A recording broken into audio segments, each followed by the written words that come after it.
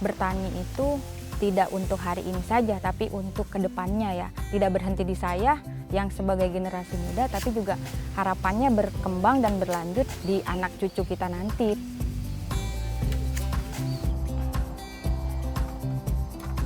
Kenapa kita memilih organik? Satu, organik itu kita kan konsumsi sendiri, apalagi kita punya anak. Nah itu intinya. Pokoknya jangan sampai pestisida lah ibaratnya. Jadi ekosistem kita jaga juga.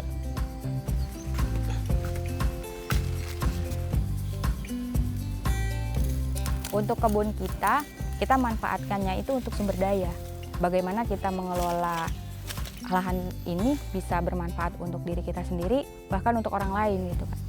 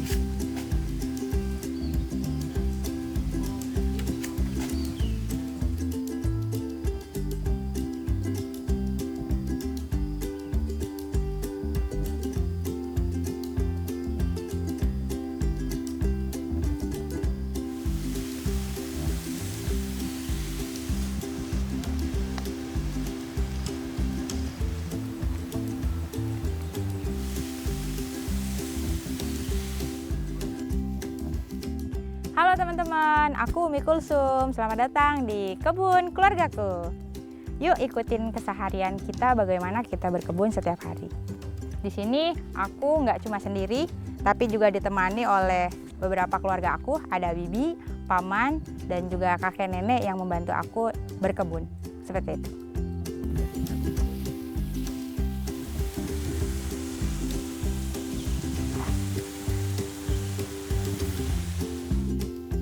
Sekarang aku lagi nyiram kangkung, teman-teman. Di sini kebetulan kita kangkungnya sudah siap panen ya. Sebentar lagi akan dipanen. Jadi kita akan tetap segar, harus tetap disiram secara teratur.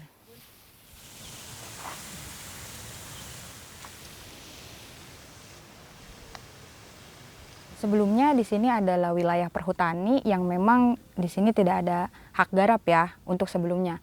Seiring berjalannya waktu kita berkembang di tahun 2016-2017 itu ada kebijakan tersendiri dari pemerintah bahwa kita itu diberikan izin atau diberikan SK ya untuk mengelola dan menggarap lahan ini supaya tetap produktif dan juga bisa bermanfaat untuk kita sebagai masyarakat yang mengelola hutan sosial tersebut.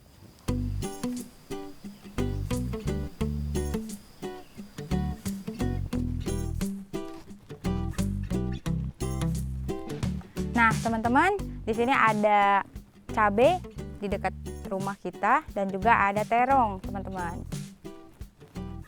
Untuk kebutuhan yang ada di rumah, sayur mayurnya kita deketin banget nih di dekat rumah biar gampang petiknya.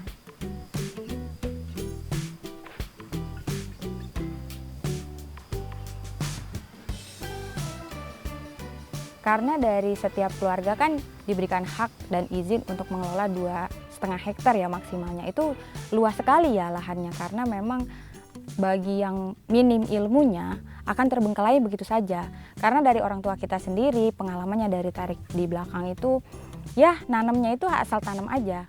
Karena di sini tidak terkonsep dari orang tua kita yang dulu, kita itu mulai mengolah yang dekat rumah itu sistemnya urban farming. Kita bisa memanfaatkan itu dari rumah, bisa ngambil kangkung, bisa ngambil cabai, pokoknya untuk kebutuhan di rumah, dapur, makanan kita tidak kesulitan di situ. Untuk konsep dekat rumah ya, kita buat sayuran dulu palawija dekat-dekat. Satu kan buat harian utamanya kan, yang keduanya bikin greenhouse mini lah, ibaratnya melon tuh. Karena itu buat konsepnya buat bulanan adanya. Nanti juga pohon gede kan tahunan tuh ada kan, musiman, misalkan pete, jengkol, jeruk, itu kan musiman.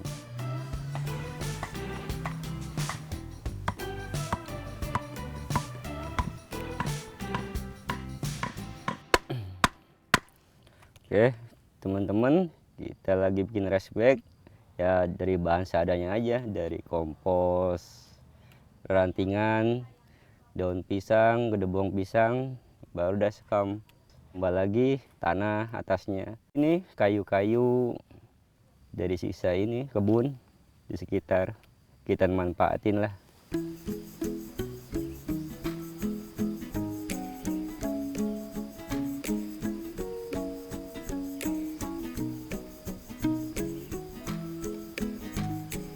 Teman-teman, setelah tabur ranting gedebong pisang, kita tabur lagi pakai sekam padi, baru di atas tanah.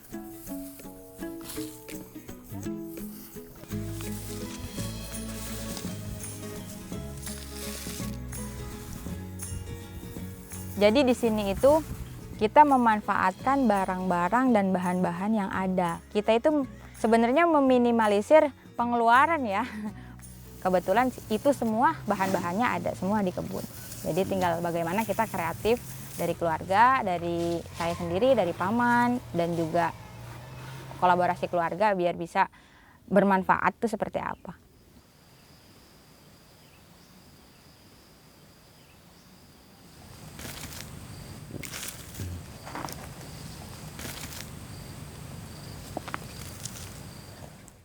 Ya. Oke teman-teman, ini abu pembakaran, katanya sih mengandung kalium.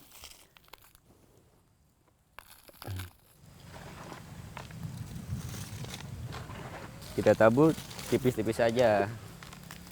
Setelah ditabur, kita nunggu fermentasi dulu 1 minggu atau 2 minggu lah maksimal, baru bisa ditanami.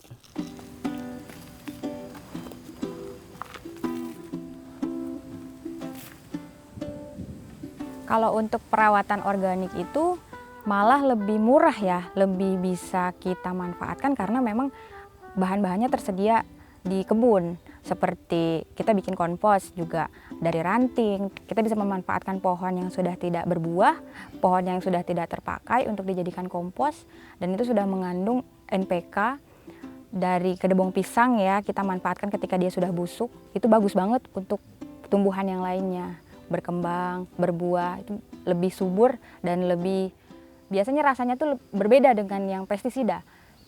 Begitu, lebih fresh untuk sayuran-sayuran yang dari organik. Kenapa kita memilih organik? Kesatu ya buat kesehatan ya. Organik itu kita kan konsumsi sendiri, apalagi kita punya anak. Nah itu intinya. Pokoknya jangan sampai pestisida lah ibaratnya. Jadi ekosistem kita jaga juga.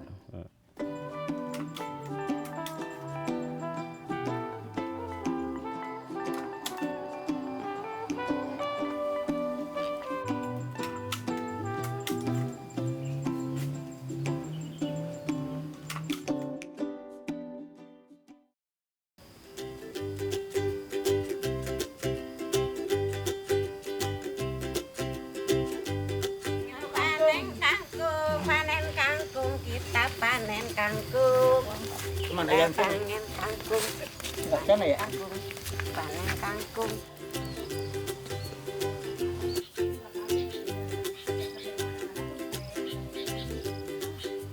Ya teman-teman, hari ini kita akan memanen kangkung. Kebetulan kangkungnya sudah siap panen. Juga kita ada pesanan di resto atau rumah makan yang biasa pesan di kita juga. Karena ini kangkung organik, jadi banyak banget peminatnya teman-teman di sini. Kita juga nanti sore akan oseng kangkung makanan hari ini. Yuk ikutin.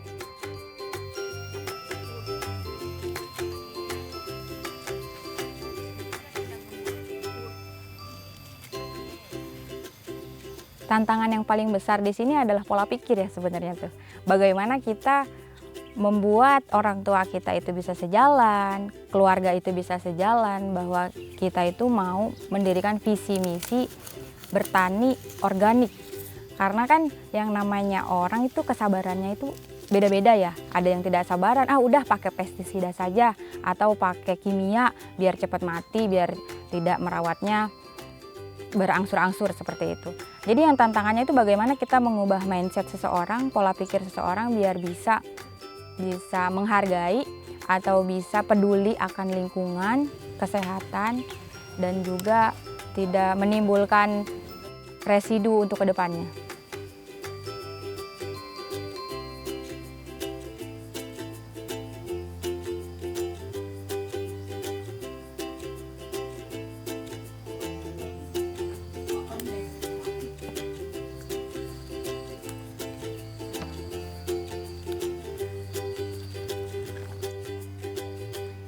Nah, teman-teman, kita akan panen terong, jenisnya terong lalap. Tapi teman-teman bisa lihat di sini juga ada kita tumpang sarikan pohon bengkuang ya.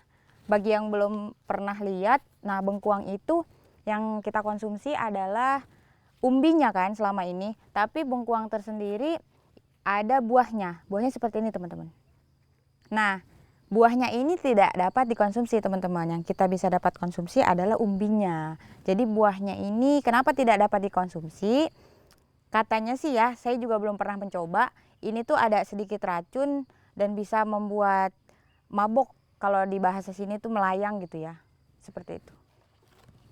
Yuk kita panen terong teman-teman.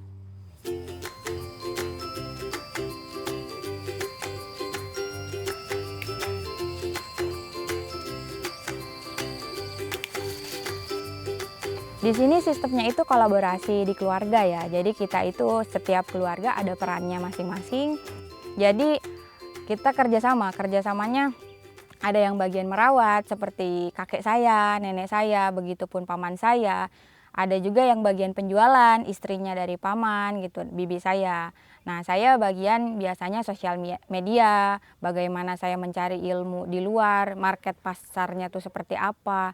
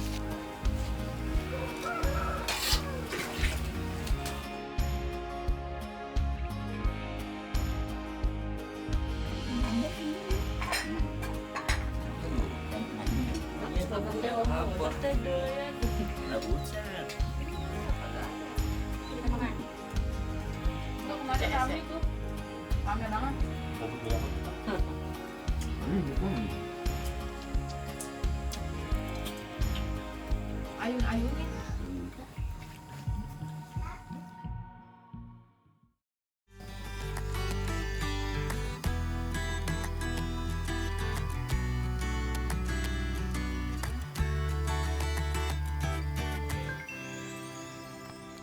Nah, di sini itu ada di belakang rumah posisinya, itu ada tanaman yang musiman. Jadi ini kita panen di 1 tahun sekali. Contohnya ada tegakan, ini juga ada pohon pete. Di sini kita ada lengkoas ya, ada nanas juga, terus ada kopi juga, ada pisang. Pokoknya mau apapun di sini selama kita punya lahan, punya kebun, punya keinginan, kita bisa untuk mendapatkannya.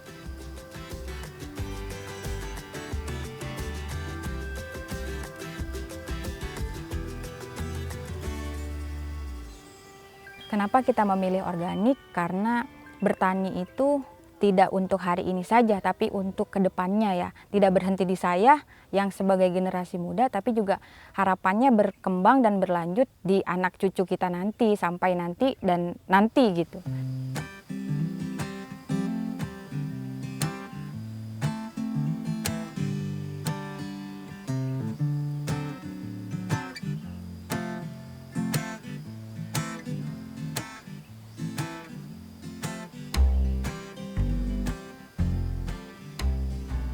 Teman-teman, sekarang kita mau membuat POC sama pestisida nabati.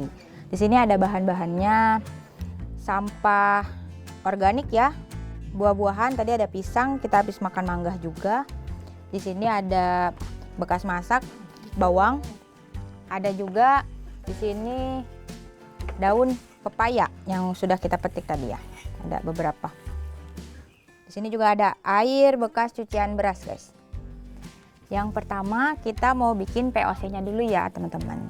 POC itu pupuk organik cair. Jadi di sini kan bahan-bahannya tadi ada daun pepaya. Teman-teman bisa di blender, bisa juga ditumbuk.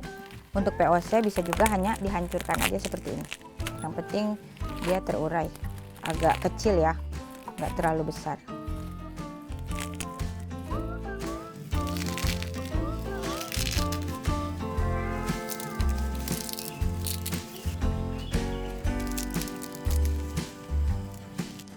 Yang kedua, kita masukkan bahan-bahan yang tadi ke dalam air cucian beras. Nah, kita menggunakan galon bekas ya teman-teman. Jadi di sini biar bisa lebih hemat dan juga lebih kreatif. Nah, kita masukkan saja semuanya.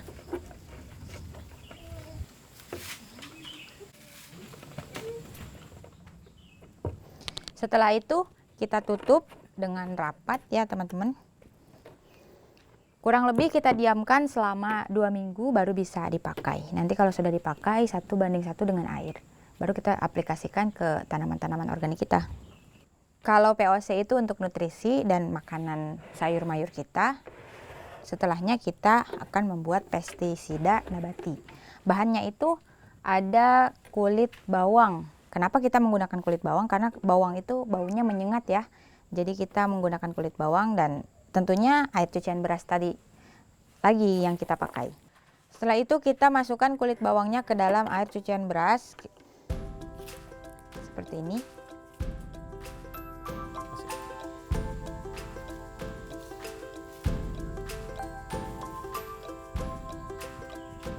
Nah, setelah itu kita tutup dengan rapat ya teman-teman, karena nanti akan berbau sangat menyengat. Jadi benar-benar harus rapat. Biasanya kita tunggu sampai penuh, lalu setelah penuh kita diamkan sama kurang lebih 2 minggu baru kita bisa aplikasikan ke tanaman dan sayuran kita. Nah, di sini kita ada contohnya teman-teman. Di sini ada POC yang sudah jadi dan juga pestisida yang sudah kita buat. Nah, ini udah siap diaplikasikan ke tanaman kita. Perbandingannya itu 1:1 ya teman-teman. Jadi misalnya 1 gelas pestisida, 1 gelas air.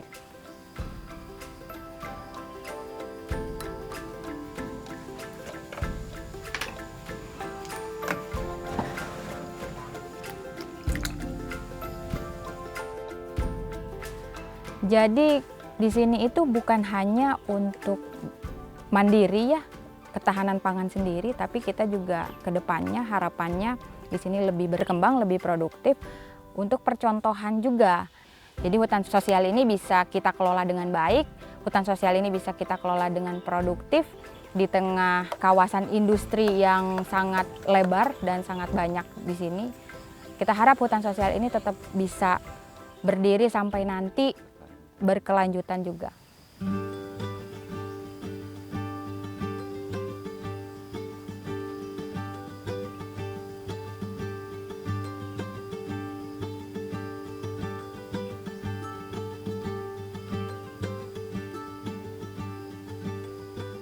Teman-teman, sekarang aku punya bibit pokcoy yang waktunya sudah harus pindah tanam ya di raised bed kita. Caranya yaitu kita congkel dulu bagian bawahnya sekitar 3 cm seperti ini teman-teman. Lalu kita lobangi raised bednya, terus kita pindah tanamkan.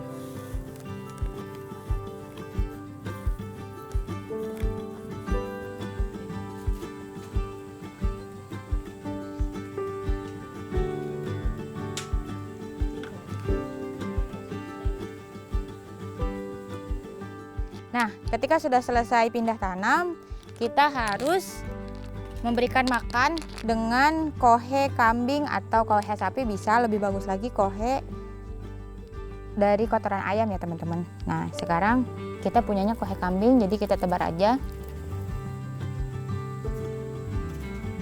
di sisi-sisi tanaman ya teman-teman.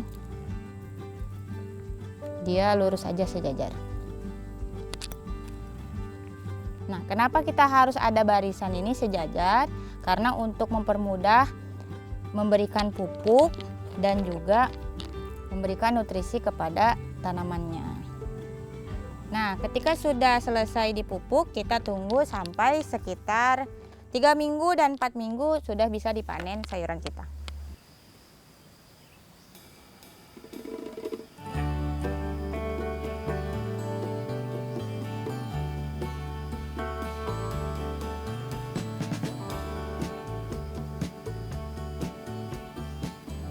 Pelajaran yang didapat dari berkebun organik ini, saya pribadi ya, itu melatih kita untuk lebih sabar, lebih telaten, lebih menghargai yang namanya proses, karena setiap kesuksesan itu tidak datang begitu saja. Tapi bagaimana kita cara berproses, dari saya sendiri itu bagaimana cara kita memaksimalkan sebuah proses, baru hasilnya itu ya nanti bagaimana proses kita, tergantung dari proses kita sendiri. Kita diberikan hak mengelola hutan sosial ini sekitar kurang lebih 30-35 tahun, harapannya ke depan. Jadi sebelum masa itu habis, kita sudah berproduktif di sini. Harapan ke depan di sini bisa mengubah pola pikir dan mindset setiap petani yang diberikan hak untuk mengelola hutan sosial ini biar bisa berdaya. Kedepannya sih harapannya seperti itu ya, dan mendobrak generasi muda juga ya, generasi muda biar tidak hanya mengharapkan bekerja sebagai buruh pabrik, tapi kita juga bisa berkembang di sini sebagai petani muda bahkan gitu, karena sekarang tuh media sosial sudah berkembang ya. Dari mulai media sosial, terus ilmunya juga. Nah, kita bisa memanfaatkan tenaga, pikiran, kreativitas. Baru hayuk kita bareng-bareng, pelan-pelan untuk mengelola hutan sosial ini biar bisa lebih produktif, biar lebih bisa berkelanjutan dan bisa berkembang.